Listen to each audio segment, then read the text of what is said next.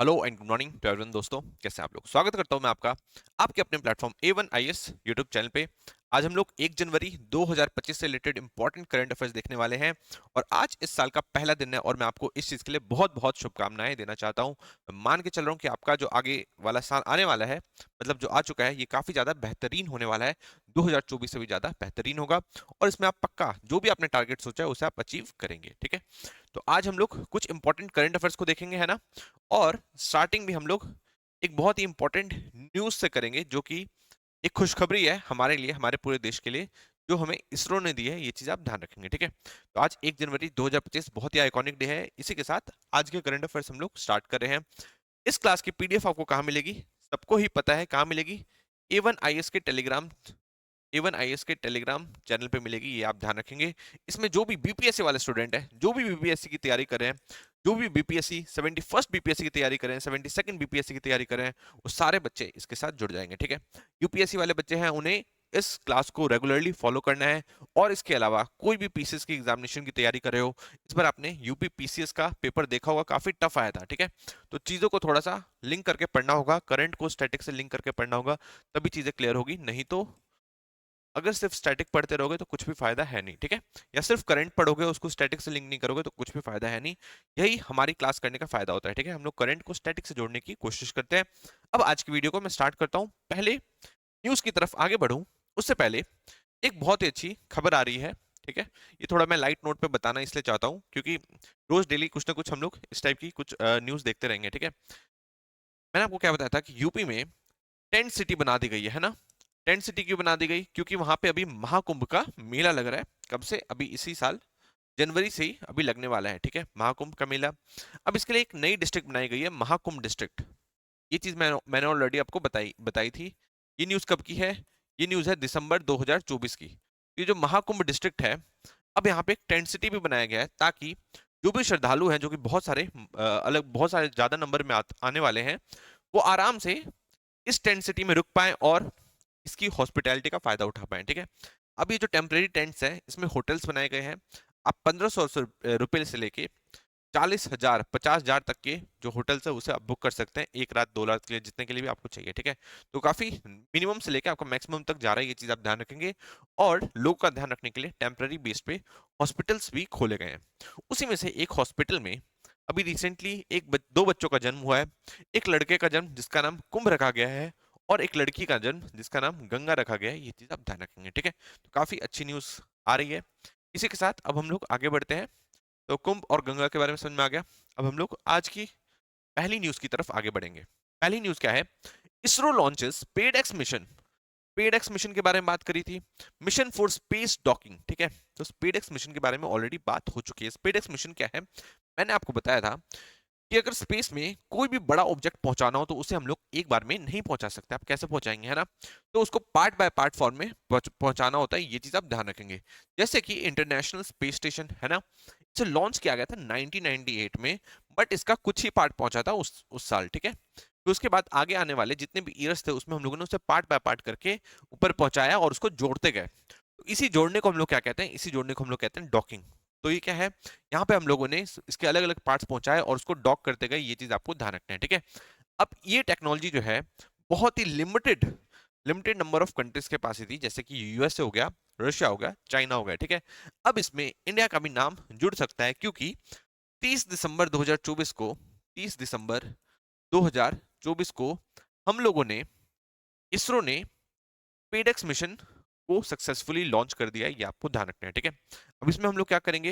ये एक तरीके से हम टेक्नोलॉजी दिखाने की कोशिश करेंगे पूरे वर्ल्ड को कि हमारे पास भी वो टेक्नोलॉजी आ गई है, जिस टेक्नोलॉजी के तहत हम लोग अलग अलग पार्ट्स को डॉक और अनडॉक कर सकते हैं। ये आपको ध्यान रखना है, ठीक है।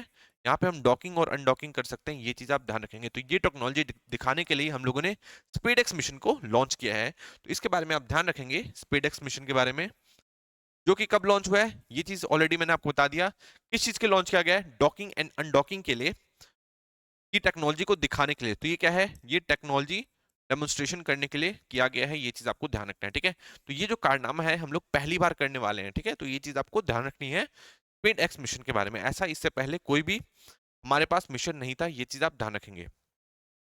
कौन से रॉकेट से की गई है, हमेशा बहुत ज्यादा इंपॉर्टेंट होता है कि रॉकेट कौन सा यूज हुआ था। तो यूज हुआ था रॉकेट PSLV C60, ठीक है।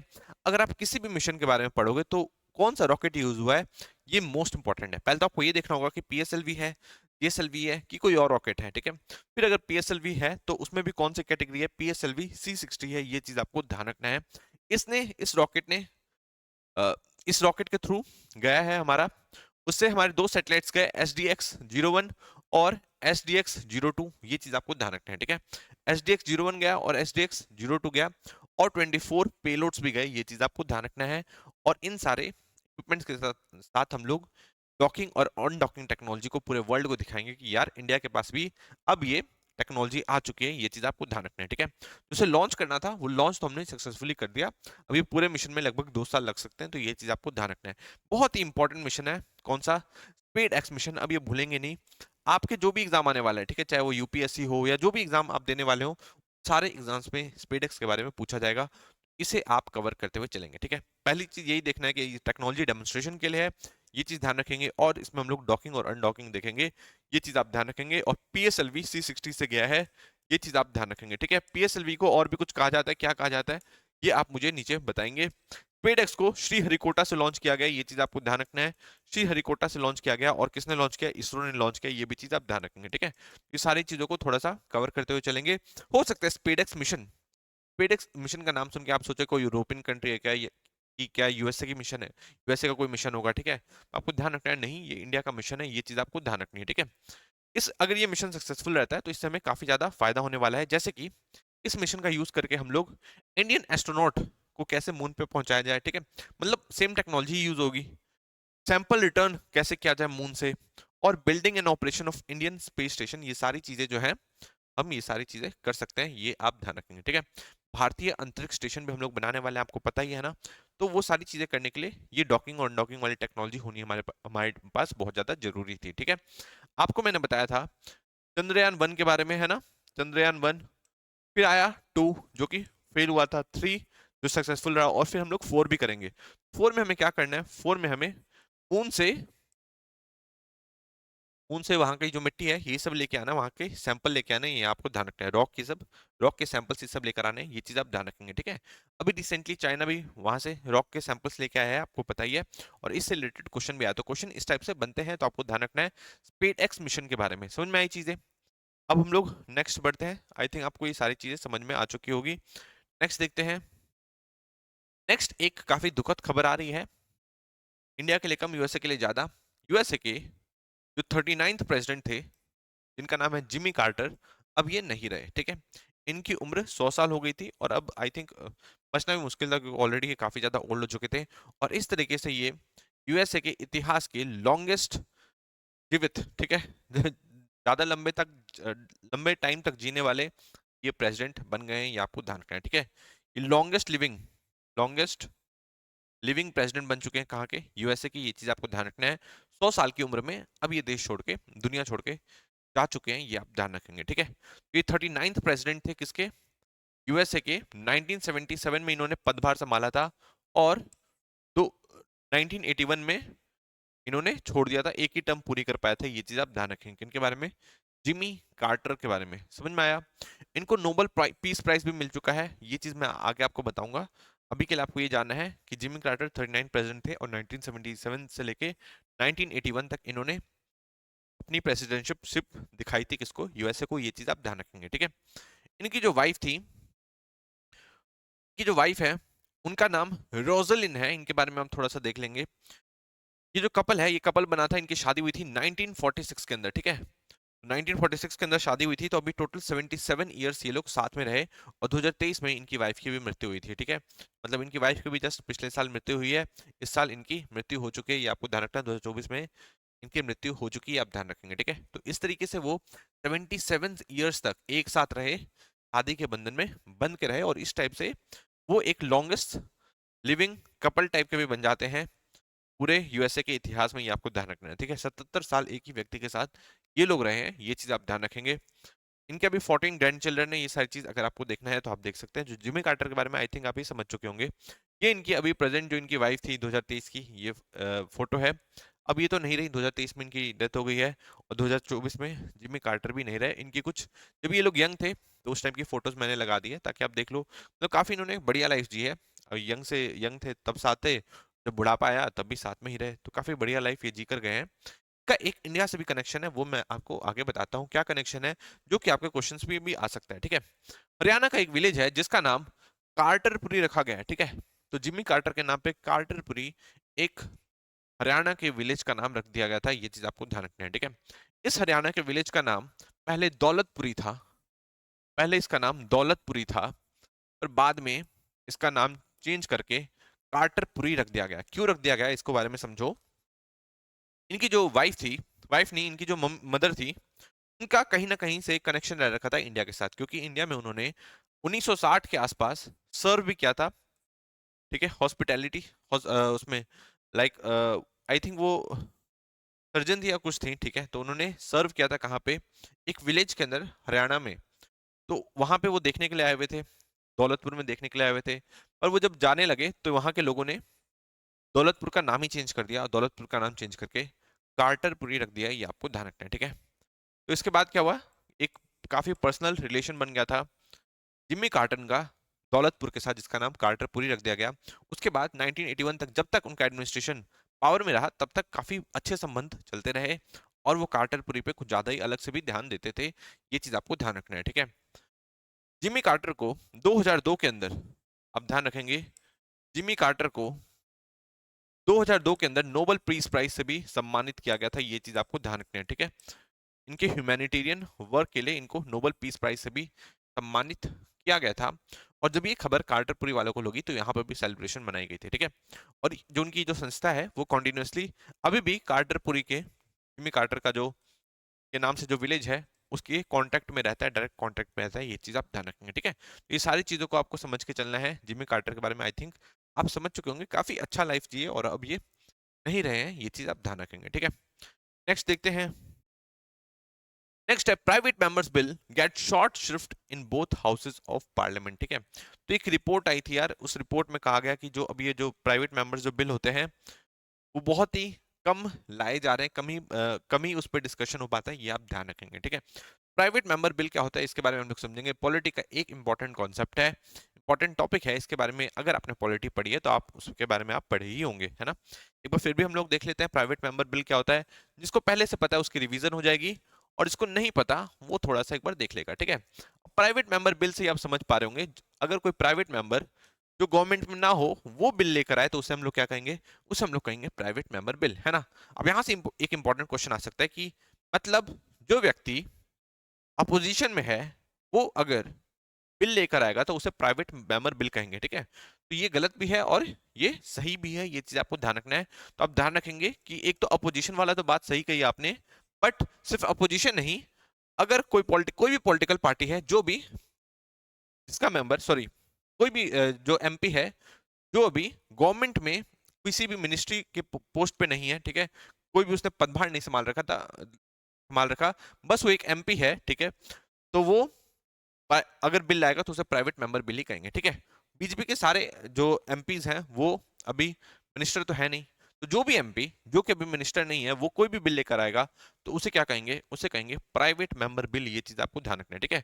तो अपोजिशन सिर्फ मैटर नहीं करता, तो कोई भी मेंबर हो सकता है, कोई भी प्राइवेट पर्सन हो सकता है, कोई भी प्राइवेट एमपी हो सकता है, ये आपको ध्यान रखना है, ठीक है। चाहे वो रूलिंग पार्टी का हो चाहे वो अपोजिशन पार्टी का हो, ये चीज आपको ध्यान रखना है, ठीक है। अब जो प्राइवेट मेंबर बिल है इसके पास होने के चांसेस बहुत ज्यादा कम होते हैं, है ना। इसी वजह से जो आखिरी पास हुआ था वो आई थिंक 1970 के आसपास हुआ था, इसे आप थोड़ा सा देख लेंगे, ठीक है। मतलब बहुत ज्यादा कम चांसेस है प्राइवेट मेंबर बिल को पास होने के, इससे आप ध्यान रखेंगे। इस बार जो लोकसभा चल रही है 18th लोकसभा, इसमें तो प्राइवेट मेंबर बिल पे तो और भी ज्यादा कम डिस्कशन हुई है, ये आपको ध्यान रखना है, ठीक है। प्राइवेट मेंबर बिल को हमेशा आप पेश नहीं कर सकते, सिर्फ फ्राइडे को ही पेश करोगे, ये चीज आपको ध्यान रखना है। कोई भी गवर्नमेंट का जो बिल होता है, मतलब कोई भी अगर मिनिस्टर अगर कोई भी बिल लेकर आएगा तो उसे गवर्नमेंट का बिल कहा जाता है, ठीक है। तो अगर कोई भी गवर्नमेंट बिल का आएगा तो उस पर डिस्कशन कभी भी हो सकती है, ये आपको ध्यान रखना है, ठीक है। तो बिल्स में आप ध्यान रखेंगे कि अगर गवर्नमेंट की तरफ से कोई भी मिनिस्टर अगर बिल लेके आया तो उसे गवर्नमेंट बिल कहेंगे, तो कभी भी किया जा सकता है, ठीक है। पर अगर कोई भी प्राइवेट मेंबर, कोई भी नॉर्मल एमपी करेगा तो उसे हम लोग क्या कहेंगे, उसे हम लोग कहेंगे प्राइवेट मेंबर बिल, और उसे सिर्फ फ्राइडे को ही लाया जा सकता है, ये चीज आप ध्यान रखेंगे, ठीक है। इस तरीके से थोड़ा चीजों को आप कवर करते हुए चलना है। अगर ये प्राइवेट मेंबर बिल पास नहीं हो पाया, चाहे वो बीजेपी का ही कोई एमपी ना क्यों ना हो, ठीक है, बीजेपी का समझ लो, कोई भी एमपी किसी को भी ले लो, और उसने वो बिल लेकर आता है और बिल पास नहीं हो पाता, तो इसका मतलब ये नहीं कि बीजेपी की गवर्नमेंट के पास कॉन्फिडेंस नहीं है, ठीक है, जो पार्लियामेंट है उसका कॉन्फिडेंस नहीं है और उसको गिराई जा सकती है, सरकार को गिराई जा सकती है, ऐसा कुछ भी नहीं है, ठीक है। आपको पता होगा कि जब भी गवर्नमेंट बिल लेकर आती है तो उसका पास होना जरूरी होता है। अगर वो नहीं लेके आई तो इसका मतलब यह संदेश जाता है कि इस सरकार को पार्लियामेंट का कॉन्फिडेंस नहीं है, अब इसको हम लोग गिरा सकते हैं, ये चीज आप ध्यान रखेंगे, ठीक है। बट अगर प्राइवेट मेंबर बिल लेकर आएंगे तो ऐसा कुछ भी नहीं हो सकता। अगर वो बिल नहीं भी पास हो पाया तो सरकार गिराई नहीं जा सकती, ये चीज आप ध्यान रखेंगे, ठीक है। आई थिंक आप ये सारी चीजों को समझ पा रहे होंगे, है ना। गवर्नमेंट कोई भी बिल लेकर आती है तो उसका एक ड्राफ्टिंग होती है ना, जैसे कि बिल अगर कोई भी गवर्नमेंट लेकर आएगी या कोई भी मिनिस्टर लेके आएगा, तो वो मिनिस्टर जिस डिपार्टमेंट का हेड है, वो डिपार्टमेंट उस पूरे बिल को ड्राफ्ट करता है, ये आपको ध्यान रखना है, वो डिपार्टमेंट उस पूरे बिल को बनाता है, ये चीज आप ध्यान रखेंगे, ठीक है। बट अगर कोई प्राइवेट मेंबर लेकर आएगा तो उस केस में क्या होगा, उस केस में वो प्राइवेट मेंबर खुद ही इस पूरे बिल को ड्राफ्ट करेगा, ये चीज आप ध्यान रखेंगे, ठीक है।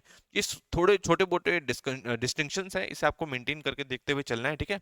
यहाँ से अगर कोई क्वेश्चन आ गया तो थोड़ी कंफ्यूजन हो सकती है, हो सकता है आप इसमें कंफ्यूज हो जाएं कि प्राइवेट मेंबर को ड्राफ्ट करने की जरूरत नहीं है, वो एक ग्रुप ऑफ मेंबर्स होते हैं, वो उनको दे सकता है या उनको बता सकता है और वो लोग ड्राफ्ट करके प्राइवेट मेंबर को दे देते हैं, और प्राइवेट मेंबर जो एमपी उसमें है, जो पार्लियामेंट है उसमें सबके सामने रखता है, उस बिल को रखता है। तो ऐसा नहीं है, खुद ही इसको ड्राफ्ट करना पड़ेगा, ये चीज आप ध्यान रखेंगे, ठीक है। प्लस ड्राफ्ट करने के बाद पेश करने से पहले कम से कम 1 मंथ का नोटिस इसे देना पड़ेगा, इसे पार्लियामेंट के अंदर, ये चीज आप ध्यान रखेंगे, ठीक है। इस सारी चीजों को आपको थोड़ा कवर करते हुए चलना है।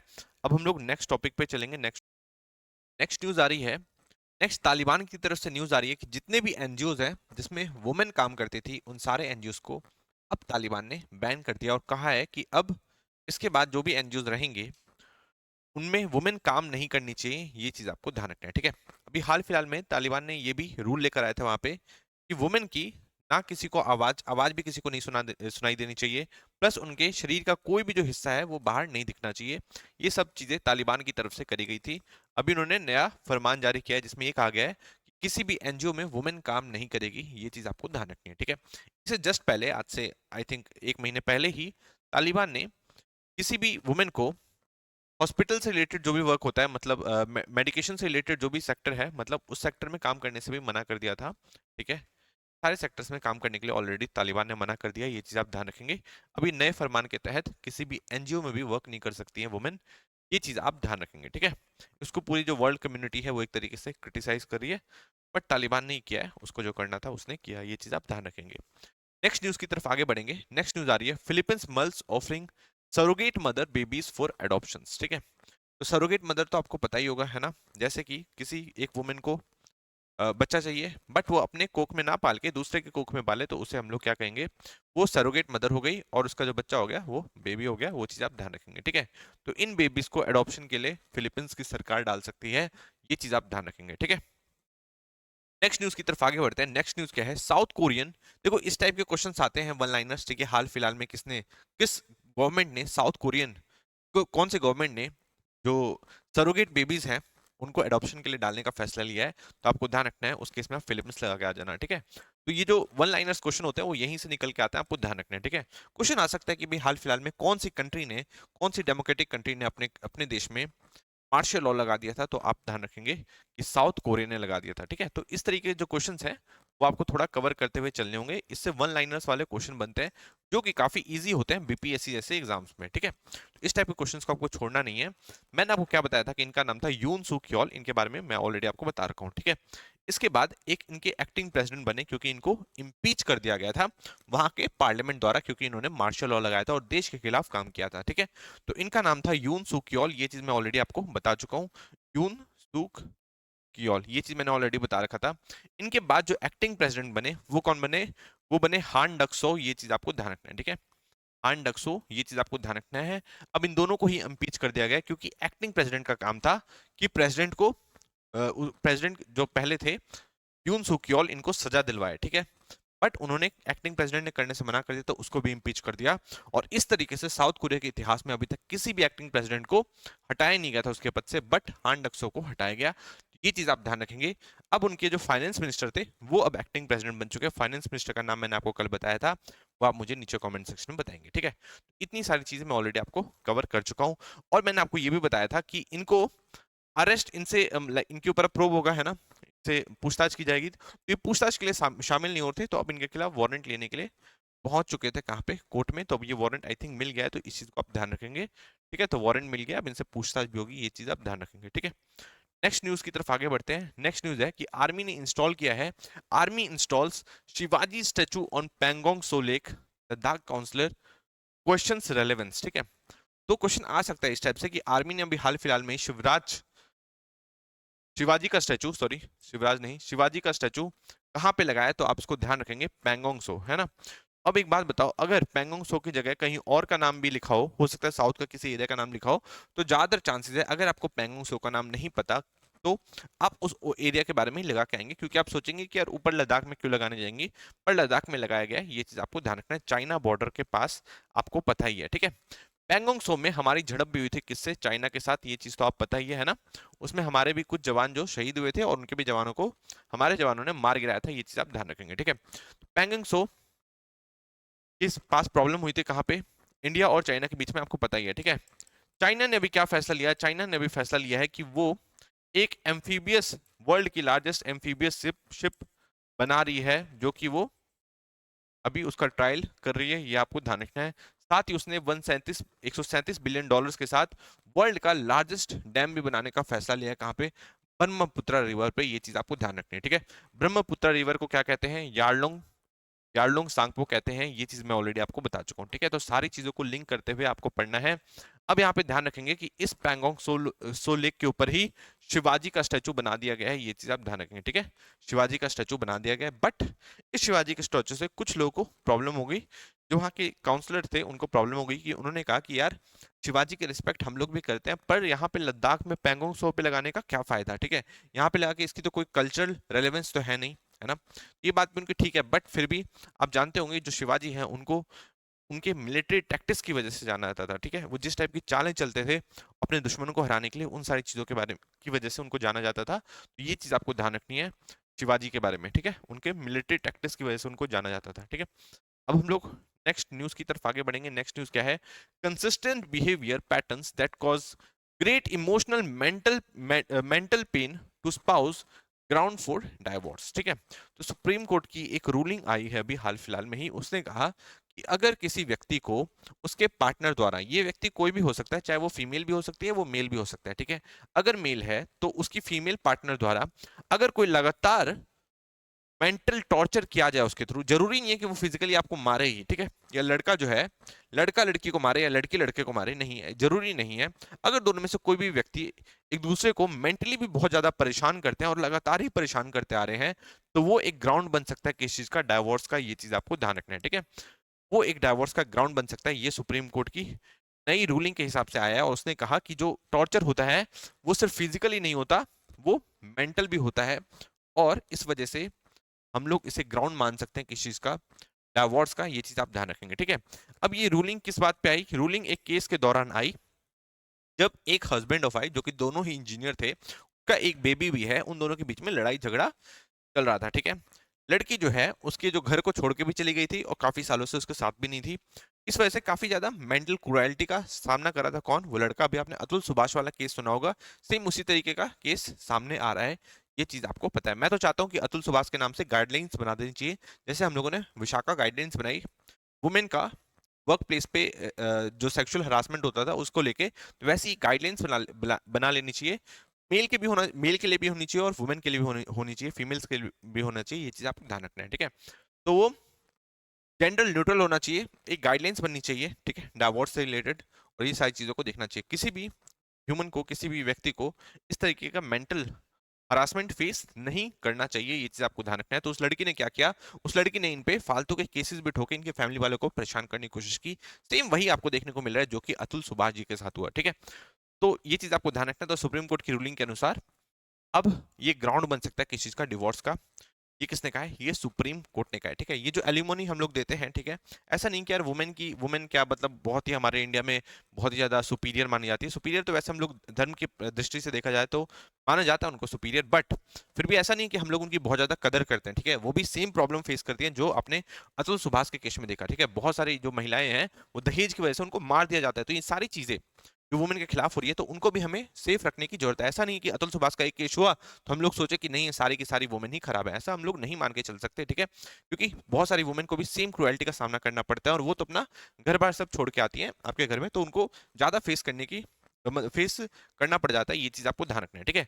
तो कोई एक जेंडर न्यूट्रल एक गाइडलाइंस बननी चाहिए सुप्रीम कोर्ट की वजह से, बाद में जिसे हम लोग लेजिस्लेट भी कर सकते हैं, बाद में जो हमारी पार्लियामेंट है उस पर कोई कानून भी बना सकते हैं डाइवोर्स से रिलेटेड। ये चीज आपको ध्यान रखनी है, ठीक है। ताकि जो डाइवोर्स के दौरान जो मेंटल हरासमेंट का सामना करना पड़ता है लड़का और लड़की को, तो वो कम से कम ना पड़े।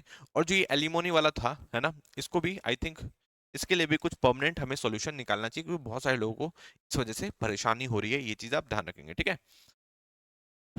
और सुप्रीम कोर्ट ने कहा कि ये जो शादी होती है वो एक म्यूचुअल ट्रस्ट है, ठीक है। दोनों के बीच में म्यूचुअल ट्रस्ट होना चाहिए और कंपेनियनशिप होनी चाहिए। अगर यही टूट जाए तो कुछ फायदा नहीं रहता शादी का, उससे और टेंशन बढ़ती है। ये किसने कहा? सुप्रीम कोर्ट ने कहा। ये आपको ध्यान रखना है, ठीक है। अभी हाल फिलहाल में ही राजनाथ सिंह ने एक बयान दिया कि unconventional methods like AI based warfare a big challenge, ठीक है। तो राजनाथ सिंह ने बताया, जो कि हमारे डिफेंस मिनिस्टर है, कि जो अनकन्वेंशनल मेथड्स हैं लाइक एआई बेस्ड, जैसे कन्वेंशनल मेथड जैसे कि आप अगर आप वो लेकर आ गए लाइक बंदूक से लड़ रहे हो, ठीक है, उन सारी चीजों से लड़ा जा सकता है। तोप से लड़ रहे हो, फाइटर एयरक्राफ्ट यूज कर रहे हो, तो वो तो है कन्वेंशनल मेथड। तो कुछ अनकन्वेंशनल मेथड जैसे कि एआई बेस्ड चीजों से रिलेटेड वॉरफेयर अगर हमारे ऊपर कोई कर रहा है, ठीक है, अगर हमारे यहाँ के लोगों को भड़काया जा रहा है अलग अलग कास्ट के नाम पे, अलग अलग धर्मों के नाम पे, तो ये सारी चीजों से काफी बड़ी प्रॉब्लम हो सकती है, ठीक है। आपने देखा होगा कि जब यूक्रेन और रशिया का युद्ध चल रहा था, जो कि अभी भी चल रहा है, तो कई सारे डीप फेक वीडियोस भी आ रहे थे, ठीक है। मतलब गलत तरीके से किसी सुपीरियर ऑफिसर का डीप फेक वीडियो बना दिया जाता था कि वो अपने एक जो नीचे सबॉर्डिनेट जो ऑफिसर्स हैं उनको एक आदेश दे रहा है इस टाइप का, और सर्कुलेट कर दिया जाता था। और जो सबॉर्डिनेट ऑफिसर्स थे उनको लगता था कि ऊपर से कोई फरमान आया, मतलब ऊपर से किसी ने ऑर्डर दिया है, सर ने ऑर्डर दिया है, तो उसे फॉलो किया जाए, ठीक है। तो ये चीज आपको ध्यान रखना है। तो इस टाइप के डीप फेक वीडियोज यूज करी जा सकते हैं हमारे खिलाफ, या हमारे लोगों को भड़काया जा सकता है। अभी आपने देखा होगा कि होम मिनिस्टर जो है हमारे अमित शाह जी, वो कहीं पे स्पीच दे रहे थे, बट उसमें रिजर्वेशन का मामला कहीं से घुसा दिया गया। डी फेक वीडियो थी, वो तेलंगाना के सीएम ने भी उसे शेयर कर दिया था, बाद में वो फेक वीडियो निकली, ठीक है, कि रिजर्वेशन को तो हम लोग खत्म करके ही मानेंगे। ये इलेक्शन के दौरान था, तो इस टाइप की वीडियो बना दी गई थी। तो वो एक तरीके से बीजेपी के उसने वोट भी काटने का काम किया। तो ये काफी ज्यादा खतरनाक हो सकता है हमारे देश के लिए, ये आपको ध्यान रखना है, ठीक है। तो unconventional method like AI based warfare a big challenge to India, ये किसने कहा? राजनाथ सिंह ने कहा। ये चीज आप ध्यान रखेंगे। नेक्स्ट है demographic data to stop influx along Myanmar says ministry of home affairs. तो ये ऑलरेडी मैं आपको बता चुका हूँ कि वहां पे अब हम लोग फेस डिटेक्शन टेक्नोलॉजी भी लगाने वाले हैं, ठीक है। उससे फेस जो है उसको डिटेक्ट किया जाएगा कि कौन जा रहा है अंदर इंडिया के और कौन जाएगा बाहर। ये सारी चीजों को डिटेक्ट किया जाएगा म्यांमार बॉर्डर पे। ये चीज आप ध्यान रखेंगे, ठीक है। नेक्स्ट न्यूज की तरफ आगे बढ़ेंगे। Mega plastic cleaning drive plan for Vembanad lake rejuvenation, ठीक है। तो वहां पे अब मेगा प्लास्टिक क्लीनिंग का ड्राइव चल रहा है, कहाँ पे? वेम्बनाड लेक पे। ये चीज आप ध्यान रखेंगे, ठीक है। कहाँ पे? वेम्बनाड लेक। ये चीज आप ध्यान रखेंगे। वेम्बनाड लेक कहाँ पे है, तो आपको ध्यान रखना है। हो सकता है नाम से आपको तमिलनाडु लगे, तो आप ध्यान रखना है ये किस कहाँ से है। ये केरला से है, ये चीज आपको ध्यान रखना है। और ये केरला का लार्जेस्ट लार्जेस्ट लेक है, ये चीज आप ध्यान रखेंगे। और लॉन्गेस्ट लेक है, ये भी चीज आप ध्यान रखेंगे, ठीक है। लॉन्गेस्ट लेक ऑफ इंडिया है, लॉन्गेस्ट लेक ऑफ इंडिया है, और लार्जेस्ट लेक ऑफ केरला है। ये दोनों चीजों को आपको ध्यान रखना है, ठीक है। ये चीज आई थिंक आपको ध्यान रखना है। यहाँ पे एक आपको वेम्बनाड लेक के बारे में दिखा देता हूँ। ये कुछ इस टाइप का है वेम्बनाड लेक, काफी बढ़िया लगता है। ये इसकी लेंथ बहुत ज्यादा है, आपको ध्यान रखना है। और वहां पे इस टाइप का एक फेस्टिवल भी होता है हर महीने, हर साल अगस्त में, ठीक है। ये स्नेक बोट फेस्टिवल इसे कहते हैं। Snake Nehru snake boat festival इसे कहा कहते हैं, जो कि हर साल अगस्त में होता है। ये चीज आप ध्यान रखेंगे, ठीक है। इसका एक बार नाम आप देखना, वेल्ला ऐसे करके कुछ है, वेल्ला कप्पी करके कुछ है, VELLA ऐसे करके आप देख लेना, ठीक है। तो आपको ध्यान रहेगा कि यहाँ पे स्नेक बोट फेस्टिवल भी हर साल ऑर्गेनाइज किया जाता है अगस्त के महीने में। कहाँ पे? वेम्बनाड लेक, जो कि केरला के लार्जेस्ट और इंडिया का लॉन्गेस्ट लेक है। ये चीज आपको ध्यान रखना है। यहाँ पे टूरिज्म के लिए भी काफी ज्यादा लोग आते रहते हैं। ये चीज आप ध्यान रखेंगे। कहाँ पे है? केरला में। ये चीज आप ध्यान रखेंगे, ठीक है। नेक्स्ट न्यूज आ रही है, governance must align with public opinion emphasis chief minister Chandrababu Naidu. ठीक है, तो चंद्रबाबू नायडू के बारे में मैंने आपको बता रखा था कि इन्होंने, इनकी जो पार्टी है वो है तेलुगु देशम पार्टी, टीडीपी, ये चीज ऑलरेडी मैं आपको बता चुका हूं। ठीक है, जो स्टालिन की पार्टी है जिसका नाम है डीएमके, उसका फुल फॉर्म मैंने आपको बताया था, वो तमिलनाडु में है। चंद्रबाबू नायडू कहां पे है? आंध्र प्रदेश में। ये चीज आपको ध्यान रखना है। अब ये वहां के फिर से चीफ मिनिस्टर बन चुके हैं, चौथी बार चीफ मिनिस्टर बन चुके हैं। ये चीज आपको ध्यान रखनी है। ठीक है, तो चंद्रबाबू नायडू ने कहा कि आपको पब्लिक ओपिनियन लेना बहुत ही ज्यादा इंपॉर्टेंट है, मतलब पब्लिक का ओपिनियन होना बहुत ही ज्यादा इंपॉर्टेंट है हमारे लिए। इसलिए उन्होंने कहा कि आप इस तरीके से काम करो, पब्लिक ऑफिशियल्स को, जो भी गवर्नमेंट सर्वेंट्स हैं उनको कहा कि आप इस तरीके से काम करो जैसे आप किसी प्राइवेट कंपनी में काम करते हो। क्या करते हैं प्राइवेट कंपनी वाले? आपसे लेते रहते हैं ना फीडबैक कि सर बताइए आपको कैसा लगा, अगर अच्छा लगा तो 5 स्टार दे दीजिए। ठीक है, या अपना कुछ कमेंट कर दीजिए, अच्छा कुछ कॉम्प्लीमेंट दे दीजिए। तो इस टाइप से ही चंद्रबाबू नायडू ने कहा अपने पब्लिक ऑफिशियल्स को भी कि आपको भी इसी टाइप से काम करना होगा। आपको लगातार फीडबैक लेनी होगी लोगों से कि लोग किस टाइप से क्या चीजें सोच रहे हैं और उसमें क्या चीजें सुधार करी जा सकती है। ये किसने कहा? ये कहा चंद्रबाबू नायडू ने। ये चीज आपको ध्यान रखना है। ठीक है, उन्होंने एक और बहुत बढ़िया रिकमेंडेशन दिया है कि क्यूआर कोड होने चाहिए हर एक बस स्टेशन पे और हर एक हॉस्पिटल पे। ठीक है, अभी क्यूआर कोड्स पे क्या होगा, लोग स्कैन करके अपना फीडबैक दे सकेंगे, है ना। जो पब्लिक ऑफिशियल्स है उस क्यूआर कोड को पढ़ेंगे और चीजें जो सुधारी जा सकती है उसको सुधारा जाएगा। ये चीज आपको ध्यान रखना है। हर एक बस स्टेशन पे क्यूआर कोड और बस स्टेशन और हॉस्पिटल, ये चीज आप ध्यान रखना चाहिए। ठीक है, नेक्स्ट है जीआईएस मैपिंग होनी चाहिए। जीआईएस मैपिंग के थ्रू जो भी गवर्नमेंट की जो प्रॉपर्टीज है वो पता चल जाएगा पहले ही लोगों को कि ये सारी गवर्नमेंट की प्रॉपर्टीज, आपको ध्यान रखना है। जीआईएस मैपिंग भी होनी चाहिए हर जगह, जो भी गवर्नमेंट की प्रॉपर्टीज है ये सारी चीज आप ध्यान रखना है। कहां पे होने वाला है? ये आंध्र प्रदेश में चल रहा है। ये चीज आप ध्यान रखेंगे। ठीक है, नेक्स्ट न्यूज आ रही है, Telangana assembly passes unanimous, unanimous मतलब एक साथ सबने किया बिना किसी विरोध के, resolution seeking conferment of Bharat Ratna on farmer, वो फॉर्मर पीएम मनमोहन सिंह। ये चीज आप ध्यान रखेंगे। ठीक है, तो आपको मैंने बता रखा है कि जो प्राइम मिनिस्टर मनमोहन सिंह है, जो कि first Sikh prime minister of India है, वो अब नहीं रहे। इनके बारे में ऑलरेडी बता चुका हूं। तो अभी हाल फिलहाल में ही तेलंगाना में, तेलंगाना की असेंबली ने एक रेजोल्यूशन पास किया कि मनमोहन सिंह को हमें भारत रत्न देना चाहिए। ये चीज आपको ध्यान रखना है। ठीक है, तो भारत रत्न देने की बात करी किसने? तेलंगाना की असेंबली ने। ये चीज आप ध्यान रखेंगे। ठीक है, जो भारत रत्न है ये हाईएस्ट सिविलियन ऑर्डर है इंडिया का, ये आपको ध्यान रखना है। ये हाईएस्ट सिविलियन ऑर्डर है, ये आपको ध्यान रखना है। ठीक है, इसको स्टार्ट किया गया था 1954 में, आई थिंक 2 जनवरी को किया गया था 1954 में, राजेंद्र प्रसाद द्वारा। ये चीज आपको ध्यान रखना है। ठीक है, राजेंद्र प्रसाद द्वारा इसे स्टार्ट किया गया था। हो सकता है आपके दिमाग में आए कि जब इंडिया आजाद हुआ था उससे पहले से ही हम लोग इसे, इस अवार्ड को दिया जाता था, तो आपको ध्यान रखना है। नहीं, ये इंडिया के आजाद होने के बाद, तभी तो इसका नाम भारत रत्न है। ठीक है, ये पहले से ही दिया जाता है, 1954 से दिया जाता है, आपको ध्यान रखना है। और राजेंद्र प्रसाद ने इसकी शुरुआत की थी। ये चीज आप ध्यान रखेंगे। ठीक है, अब कौन कौन लोग हैं जिन्हें भारत रत्न मिल रखा है, ये चीज आप थोड़ा सा देख लेंगे। जनरली हर साल तीन लोगों को ही दिया जाता है, बट इस साल 5 लोगों को दिया गया है। ये चीज आप ध्यान रखेंगे। ठीक है, उन 5 लोगों के क्या नाम है ये चीज मैं ऑलरेडी आपको बता दूंगा। जो भारत रत्न है ये ऐसा नहीं कि सिर्फ इंडिया के जो लोग हैं उन्हीं को मिलेगा, नहीं, फॉरेन लोगों को भी मिल सकता है। ये चीज आप ध्यान रखेंगे। और इसके बारे में क्या चीजें देखी जा सकती है कि ये आर्टिकल 18 में आपने पढ़ा होगा, आर्टिकल 18 में अबॉलिशन ऑफ टाइटल्स के बारे में, है ना।